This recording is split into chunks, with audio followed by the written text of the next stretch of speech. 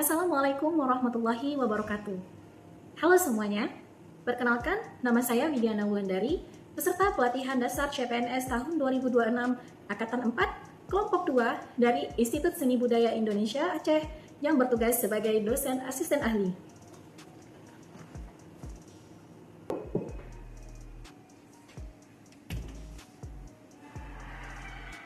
Pada kesempatan ini, saya akan berbagi pengalaman saya mengenai pembelajaran yang akan saya jalani pada agenda 1 bersama fasilitator saya, Bapak Riza Afrandi, SE. Agenda 1 berfokus pada sikap dan perilaku bela negara yang mencakup 3 materi utama, yaitu wawasan kebangsaan dan nilai-nilai bela negara, kemudian ada analisis isu kontemporer, dan yang terakhir, kesiapsiagaan bela negara. Selama agenda 1, pembelajaran dilakukan secara sinkronus melalui media daring Zoom.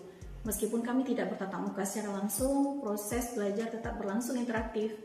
Kami saling berdiskusi, tanya jawab, dan menyelesaikan berbagai tugas, baik individu maupun kelompok.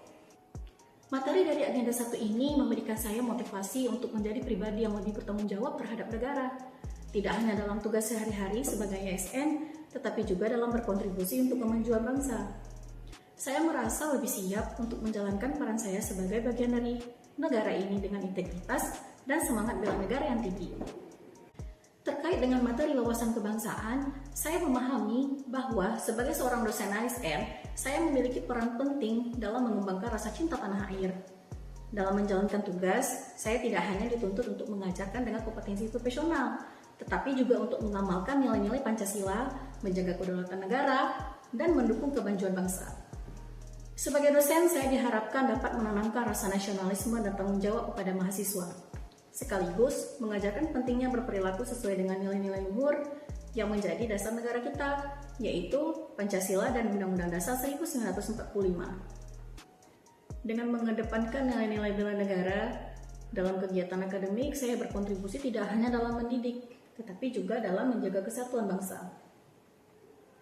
Selanjutnya, analisis isu kontemporer membahas bagaimana cara kita menganalisis isu-isu penting yang berkembang saat ini dan memiliki banyak dampak besar terhadap masyarakat dan negara.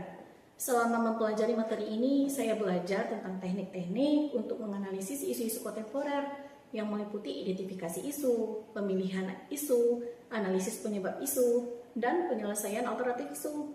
Nah, isu-isu strategis seperti korupsi, terorisme, perubahan iklim seringkali menjadi fokus utama yang memerlukan penanganan segera oleh pengambil keputusan. Saya juga belajar bahwa isu kritikal yang muncul tidak hanya disebabkan oleh faktor internal, tetapi juga oleh faktor eksternal yang berdampak besar terhadap sistem yang ada.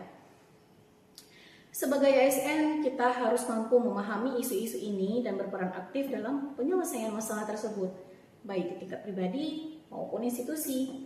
Dengan menggunakan teknik-teknik seperti SWOT analisis, fishbone diagram, kita dapat memahami akar permasalahan dan mencari solusi yang tepat.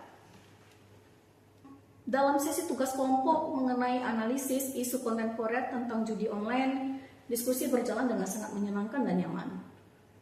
Kami sering berbagi ilmu dan pengalaman, serta mendalami bagaimana dampak dari masalah ini mempengaruhi masyarakat.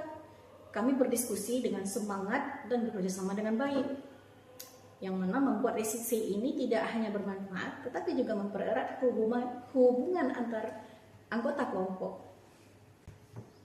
Selanjutnya, materi tentang kesiapsiagaan bela negara ini membuat saya semakin memahami pentingnya kesiapsiagaan kita sebagai warga negara yang menghadapi berbagai tantangan yang mungkin terjadi. Kesiapsiagaan ini tidak hanya terkait dengan kesiapan fisik, namun juga kesiapan mental dan sosial. Salah satu aspek utama dalam kesiapsiagaan bela negara adalah bagaimana kita mempersiapkan diri dalam menghadapi situasi yang tidak terduga, seperti bencana alam atau ancaman dari luar. Sekian Learning Journal untuk saya hari ini. Sampai ketemu di Learning Journal selanjutnya. Assalamualaikum warahmatullahi wabarakatuh.